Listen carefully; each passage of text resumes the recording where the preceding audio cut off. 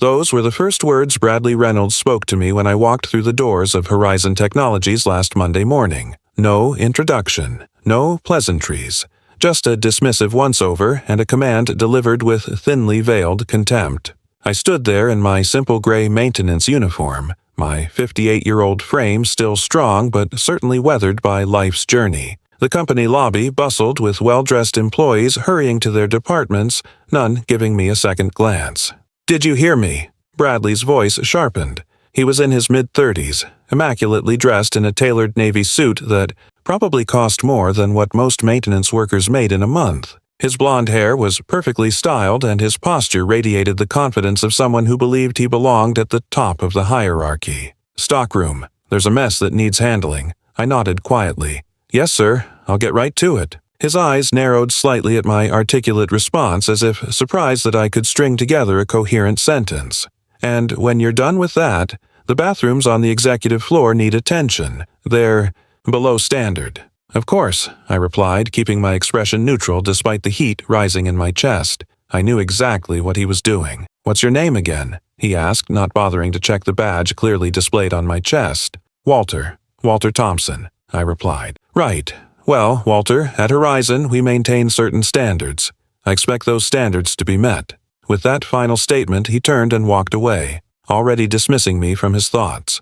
What Bradley Reynolds didn't know, what none of them knew, was that Walter Thompson wasn't just another maintenance worker. Walter Thompson was the founder and majority shareholder of Horizon Technologies, a company now worth over $2 billion.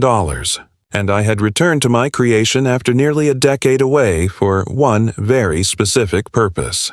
Let me explain. I started Horizon Technologies 35 years ago in my garage with nothing but a vision and determination. I built it from the ground up, pioneering software solutions that revolutionized supply chain management for manufacturing companies. For 25 years, I was the face of Horizon, steering it through industry transformations, economic downturns, and unprecedented growth. 10 years ago, I stepped back from day-to-day operations, elevating my trusted CFO Michael Chen to CEO while I remained chairman of the board. I wanted to focus on my philanthropic foundation and spend more time with my wife, Diane. We had grand plans for travel and making a difference in education for underprivileged communities.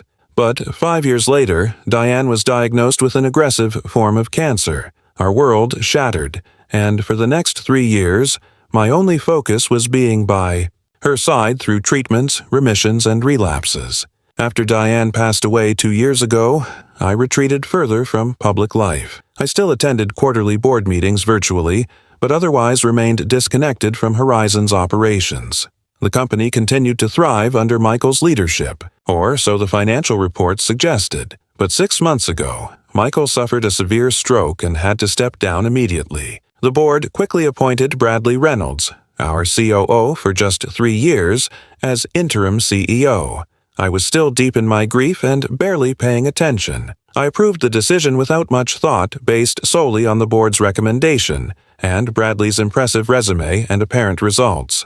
But then, 3 weeks ago, I received a disturbing email from Janet Winters, a longtime employee and head of HR. She didn't know I still checked this old email account, one not widely known within the company anymore. Her message was simple but alarming. Something is very wrong at Horizon. The culture has changed. People are afraid.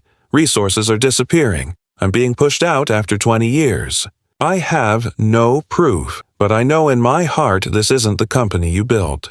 That email woke me from my grief-induced stupor. I spent the next week quietly investigating, calling a few trusted former colleagues who had recently left the company. What I heard disturbed me deeply. Talk of toxic leadership, questionable financial decisions, layoffs targeting longtime employees, particularly those from minority backgrounds, and a culture of fear and favoritism. I could have called an emergency board meeting. I could have flexed my authority as founder and majority shareholder, but I needed to see for myself what was happening inside my company. I needed unfiltered truth, not the sanitized version I would get if people knew I was watching. So I hatched a plan. With the help of my most trusted attorney, I arranged to hire myself as a maintenance worker through a third-party service company that Horizon had recently contracted.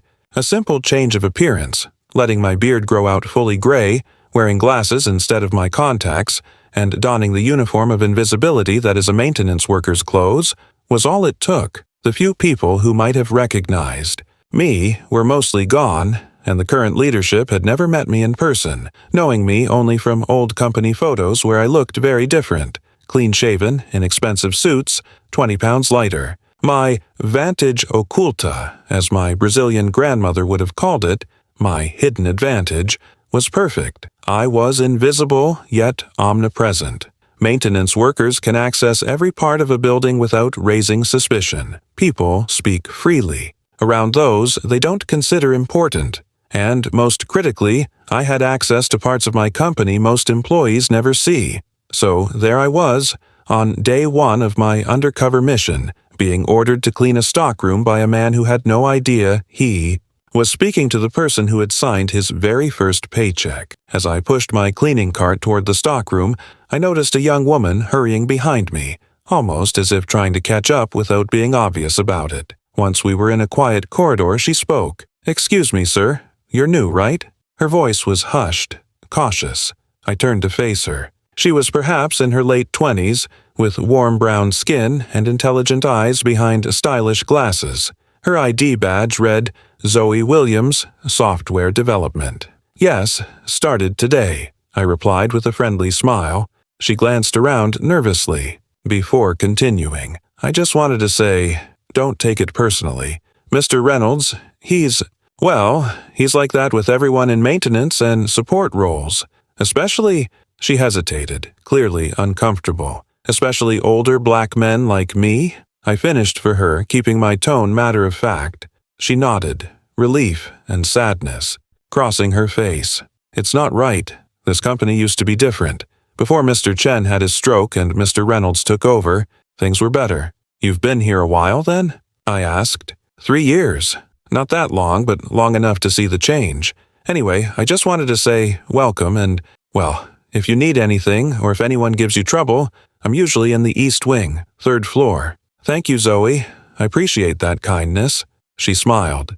"The founder of this company, Mr. Thompson, he always said in his speeches that Horizon was built on innovation and respect. Some of us still try to live by that." With that, she hurried away, leaving me standing there with an unexpected warmth in my chest, my words, my values, still alive in at least some corners of my company. The stockroom was indeed a mess, but not the kind that happens organically. This looked deliberately created.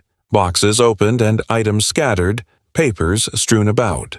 As I began cleaning, I discovered something odd. Among the chaos were several folders marked Financial Review, Confidential. They contained printouts of what appeared to be internal audit reports, with numerous sections highlighted and annotated with question marks.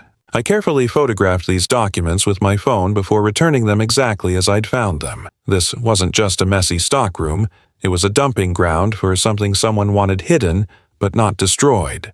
By the end of that first day, I had cleaned the stockroom, scrubbed the executive bathrooms, which were hardly below standard, and begun mapping the current dynamics of my company. Bradley Reynolds had, in just 6 months, surrounded himself with a small cadre of loyal executives, most newly hired or promoted, while systematically sidelining or removing longtime Horizon leaders. As I was leaving the building, I noticed Zoe again, this time in what appeared to be a tense conversation with a man I recognized as Thomas Blackwell, the new CFO who had replaced Michael. They stood in a corner of the lobby, Zoe clutching a laptop to her chest, shaking her head emphatically while Thomas loomed over her, his expression stern. I slowed my pace, adjusting my route to pass near enough to catch fragments of their conversation. "Need more time," Zoe was saying. "The security protocols exist for a reason. The protocols are outdated," Thomas cut in. "Reynolds wants this integration fast-tracked. Just give me admin access to the legacy systems and my team will handle it. That would violate our—" "Williams, this isn't a debate. Either you're a team player or you're not. And I think we both know what happens to people who aren't team players in the New Horizon. I continued past them, not wanting to draw attention, but filed this exchange away. Something about it felt wrong. Why would the CFO need admin access to legacy systems, bypassing security protocols?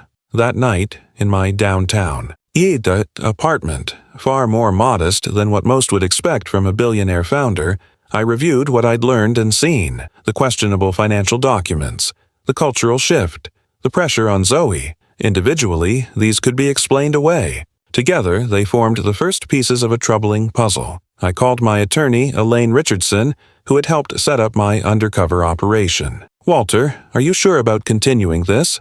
she asked after I shared my initial observations.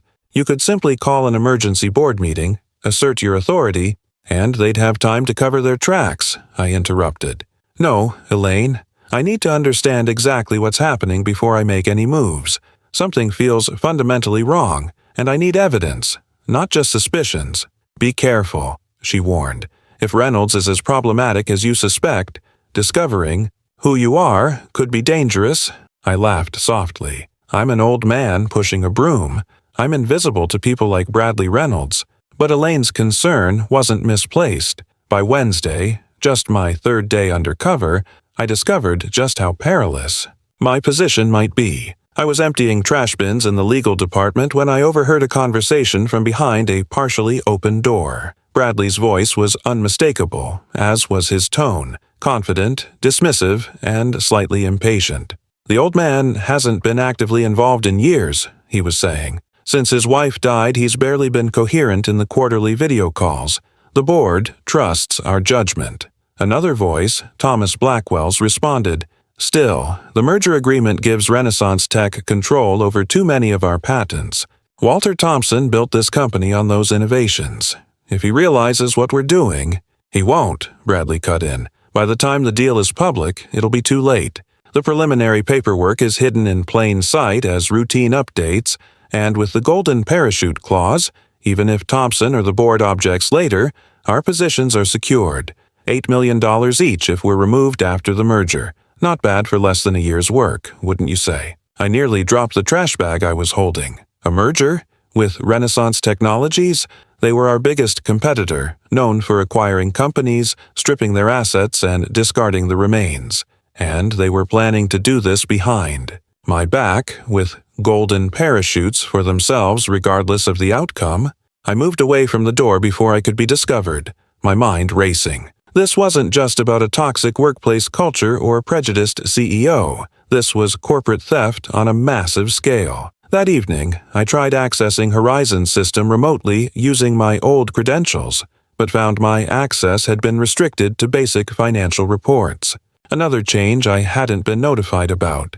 I needed more information, more evidence, and I realized I needed allies inside. The next morning, I deliberately timed my cleaning rounds to cross paths with Zoe Williams. When I found her alone, in the break room, I took a chance. "Miss Williams, could I ask you something?" I kept my voice low, friendly. She looked up from her coffee, surprised but not unwelcoming. "Of course, Mr. Walter, just Walter's fine." I smiled. I was wondering, is there someone here who's been with the company a long time? Someone who might remember what it was like under the founder? A shadow crossed her face. "Most of those people are gone now. Reynolds has been efficient at removing the old guard." She hesitated, then added, "Though there is Marcus in IT. He's been here almost 20 years. Started as an intern under Mr. Thompson himself, I think. Why do you ask?" I shrugged casually. "Just curious about the company's history. This place feels, I don't know, like it's at a crossroads."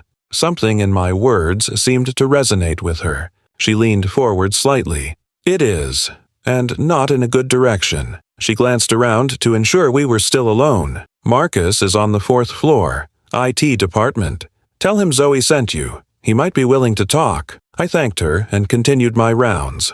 But now, with a destination in mind. Marcus Johnston proved easy to find. A middle-aged man with kind eyes and prematurely gray hair, working alone in a corner office surrounded by monitors. "Zoe sent me," I said after introducing myself as the new maintenance worker. Marcus studied me with curious eyes. And why would Zoe send a maintenance worker to the IT director? I took a calculated risk. Because I think something's wrong at Horizon, and Zoe thought you might care enough to talk about it. His expression shifted subtly. Close the door. For the next 15 minutes, Marcus spoke in hushed tones about the changes at Horizon, how Reynolds had come in promising innovation but delivered only cuts and fear, how the company's core values of integrity and respect had been replaced with demands for blind loyalty, how suspicious server access had been occurring after hours, with financial data being accessed by unknown IP addresses. I've been documenting everything, confided. But I can't go to the board without concrete proof. Reynolds has them convinced he's saving the company from becoming obsolete, and with Mr. Thompson essentially absent. What if you could reach Walter Thompson? I asked carefully. Would that help? Marcus gave a sad laugh. Even if I could, I'm not sure it would matter. From what I hear, he's withdrawn completely since his wife died. Some say he's not well. And Reynolds has been systematically cutting off anyone who might have direct access to him. I nodded, keeping my expression neutral while internally processing this perception of me. Had I really become so disconnected, so absent, that my own company believed I was incapable of leadership? The thought stung, but it also strengthened my resolve. Keep documenting, I told Marcus, and maybe keep an eye on those server accesses. Something tells me things will come to a head soon. As I left Marcus's office, I almost collided with Bradley Reynolds himself, who was walking with another executive I didn't recognize. Watch where you're going, he snapped, then did a double take. What were you doing in the IT director's office? Emptying trash bins, sir, I replied evenly. Part of my daily rounds.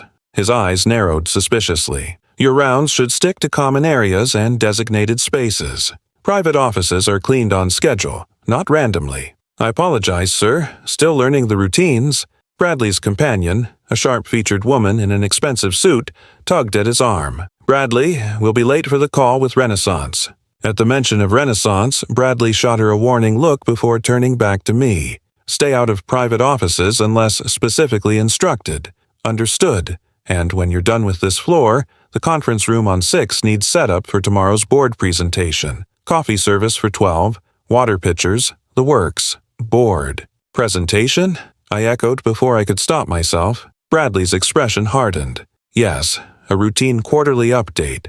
Not that it's any of your concern. As they walked away, I heard the woman whisper, "Is that the same janitor Janet mentioned in her exit interview?" Probably, Bradley replied, not bothering to lower his voice. We've got a lot of them these days. Cheaper to outsource. I stood frozen for a moment, processing this new information. A board presentation tomorrow? There was no quarterly board. Meeting scheduled for another 3 weeks. I would know, as I was still chairman. This was an unscheduled meeting, likely about the merger. And Janet, that must be Janet Winters who had sent me the warning email, had apparently been pushed out, but not before noticing something about me. The pieces were falling into place, and they revealed a picture of carefully orchestrated corporate manipulation. Bradley and his team were preparing to present the Renaissance merger to the board as a fait accompli, with documents already signed that would be difficult to undo. I needed to act fast, but I also needed irrefutable evidence.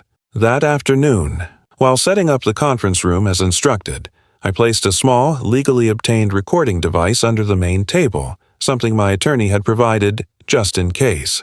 In most states, including ours, recording conversations you're not part of would be illegal, but this wasn't for court. This was for my own understanding. As I finished setting up, Thomas Blackwell entered with a stack of presentation folders. Perfect timing, he said without looking at me. Put these at each seat, then make yourself scarce. I took the folders and began placing them around the table. Big meeting tomorrow? I asked innocently. Thomas glanced up, seemingly surprised that a maintenance worker would dare make conversation. Just routine business, he replied dismissively.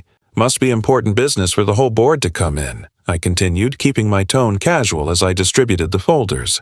Thomas frowned. How did you? He stopped himself. Just finish up and go, and don't touch anything in those folders. After he left, I quickly photographed the contents of one folder. It contained exactly what I feared. A detailed proposal for a strategic merger with Renaissance Technologies, with terms that would effectively dismantle Horizon's core business, while handsomely rewarding the current executive team. The next morning, Friday, my 5th day undercover, I arrived early, my heart racing with a strange mix of anger and anticipation. This was the day everything would change.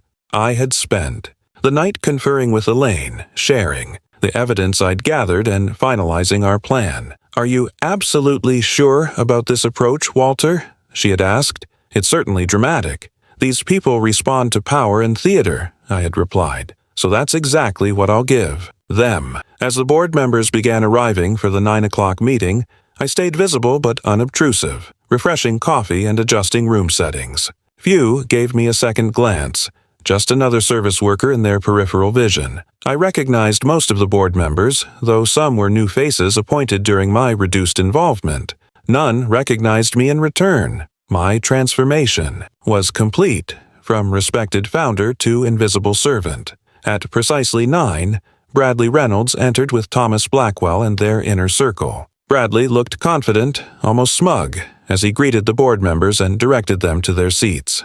"Before we begin," he announced once everyone was settled, "I want to thank you all for accommodating this special session. What we're presenting today represents a pivotal moment in Horizon's evolution, a bold step that will secure our market position for years to come." As he launched into his presentation, I slipped out unnoticed. I had 20 minutes to prepare for my entrance. I hurried to the maintenance closet where I'd hidden a garment bag that morning, quickly changing from my uniform into a perfectly tailored charcoal suit. I removed my glasses, trimmed my beard slightly with scissors I'd brought, and straightened. My posture, no longer the subservient maintenance worker but the commanding presence I'd been for decades.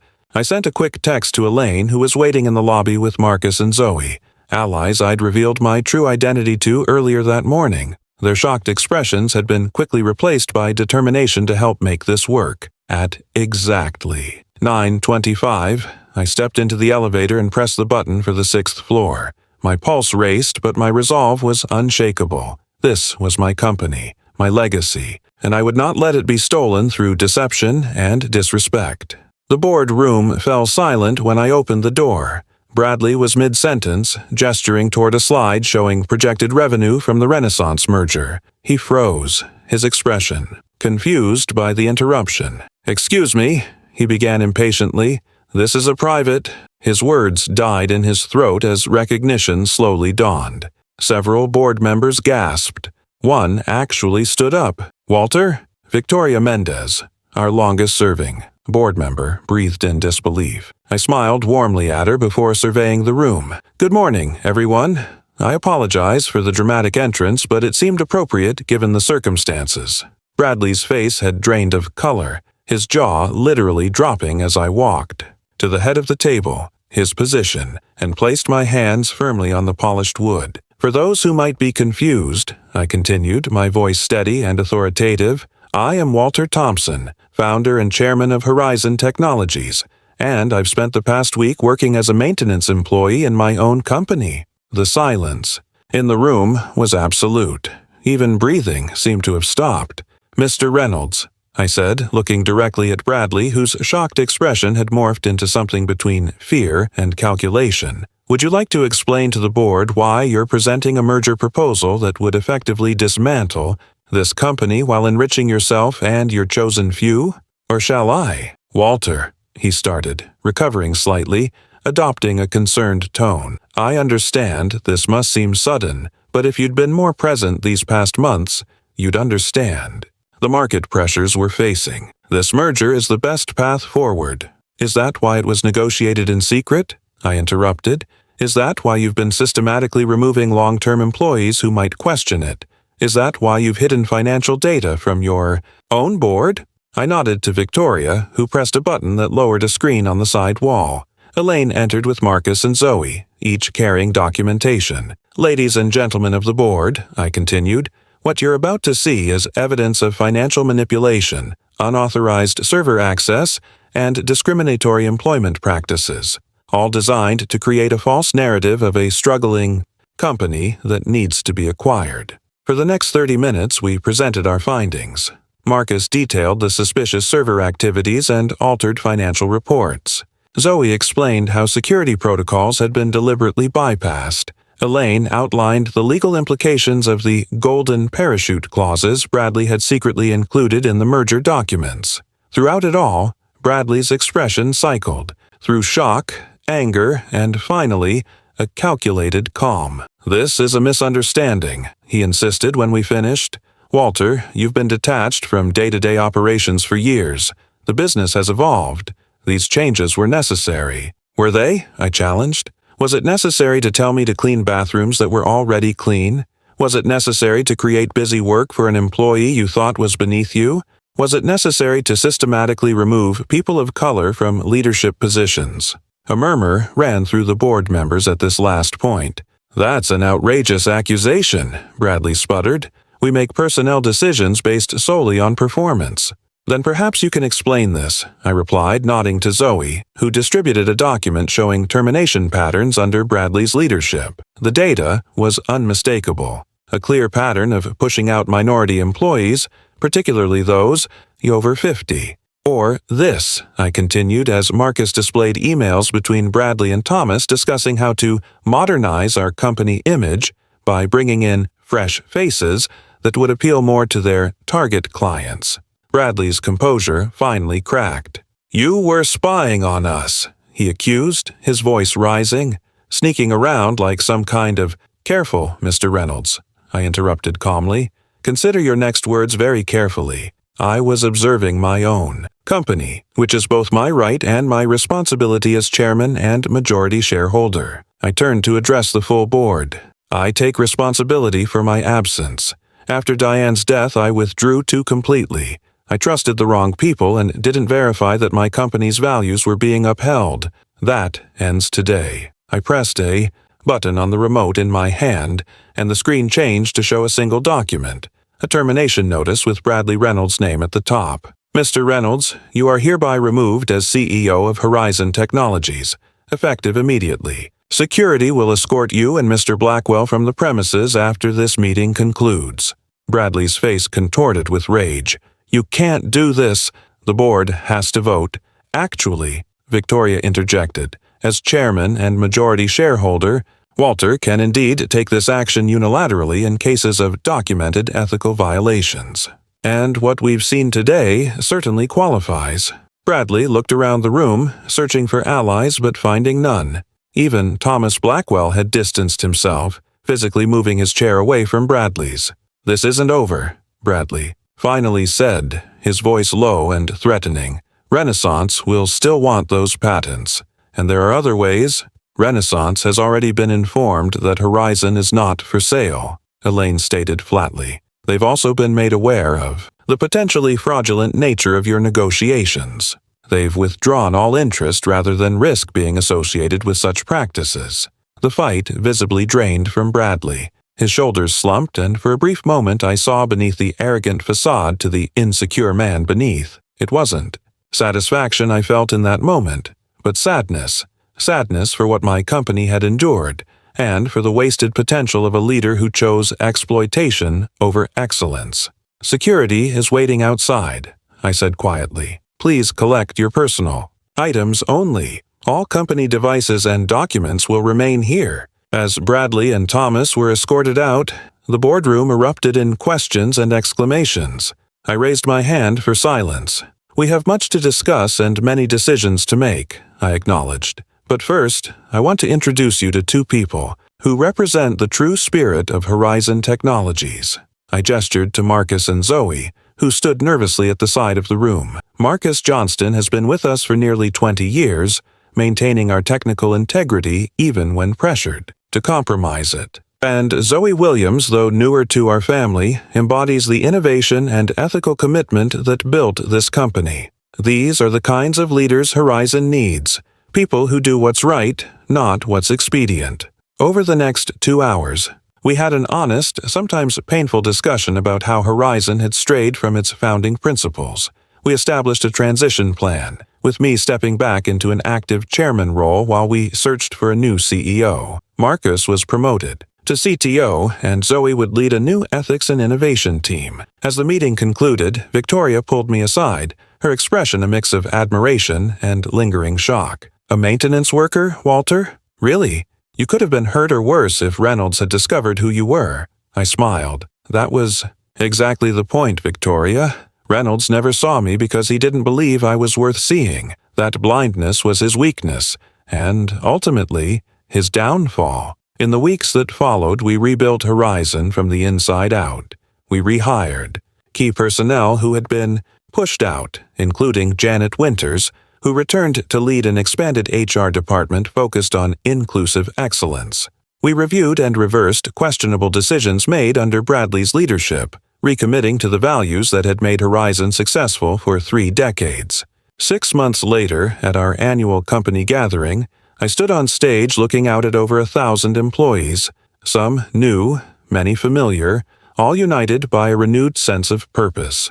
"A company is not its buildings or its balance sheet," I told them. "It's not even its products or services. A company is its people, all its people, from the newest maintenance worker to the most seasoned executive. When we forget that, we lose our way." I spotted Zoe in the front row, beaming with pride in her new leadership role. Beside her sat Marcus, now confidently directing our technological future. Janet Winters stood at the back, overseeing the event with her characteristic attention to detail and human connection. I learned more about Horizon in 1 week pushing a broom than I could have in a year of executive reports. I continued. I learned that invisibility can be a kind of superpower, allowing you to see truth that might otherwise remain hidden. And I learned that sometimes, to save something you love, you have to be willing to see it through new eyes.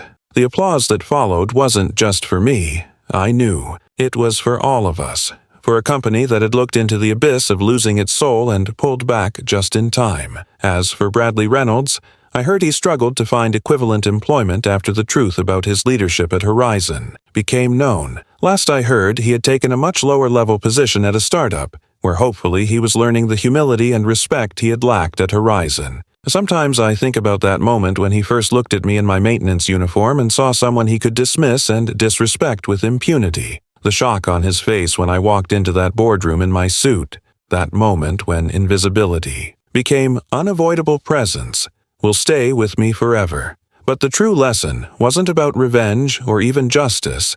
It was about visibility, about seeing and being seen, about recognizing the humanity and potential in every person, regardless of their role or appearance. That's the legacy I want for Horizon Technologies. Not just innovative products or impressive profits, but a culture where every person is valued, where cleaning a stockroom is recognized as just as essential as closing a major deal, where we succeed not by climbing over others but by lifting as we rise. And it all started with 5 days of invisibility that taught me how to truly see.